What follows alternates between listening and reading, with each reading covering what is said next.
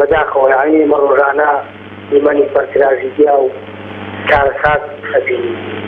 ئەویش وەکارەکەی بۆ تێکچوونی شیرازی کۆمەڵایەتی تێکچوونی تەنانەت میدیا و سیاست و فەیسبووک و نازانم تۆڕە کۆمەڵایەتەکان و هەموویەتی یعنی هەموومان بەرپرسی لەو قەیرانە بەڕاست هەموومان بەرپرسی لەو قەیرانە یعنی حەقە هاوڵاتی خۆی هۆشیار بێت ئەم هەموو ئامادە نەدا بە دەستخزمەت و بە ئارەزوی خۆی یاریمان پێ بکات بەداخەوە یعنی حەزەکەم بەسەرهاتی دیسکۆلەوە باسکەم ئەگەر وخەتم بێکاری مەحموود فەرموو کاک دەڵێن لە کۆنا پاشایەک هەبووە پیلێکی بەرەڵای نێوبازار کردووە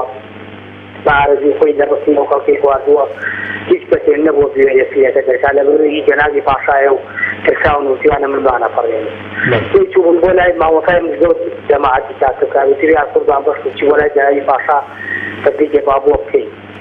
ئەویش لە وەڵام ئەوتیویدی باشە با هەمووان پێکەوە بچین تەکلیفەکەی دەکەین بەڵکو داواکارەکەمان ئەو کات باشتر بێت و جەنابی پاشاش بەگوێمان کات خەڵکەکە لەگەڵ ماوەتای ڕۆشتبوو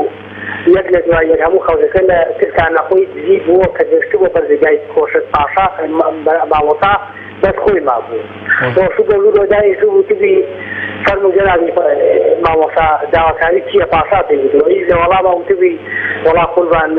هاتوون بڵێن ئەو پیلە گوناحە بەتەنیا بەشت و دانێتی بۆ زیاتی زاوزەیەکەن و دیمەنێکی جوانی بە بازاڕێ ئەوی وتبی وەڵا داواکارەکە بەجێوە بەگوێتەکە دێ دوای هاتبووە ناو بازار مامۆستا وتبی ئەرێ کاکە ئێمە تۆمان نار پیلەکە باید بخەیتەوە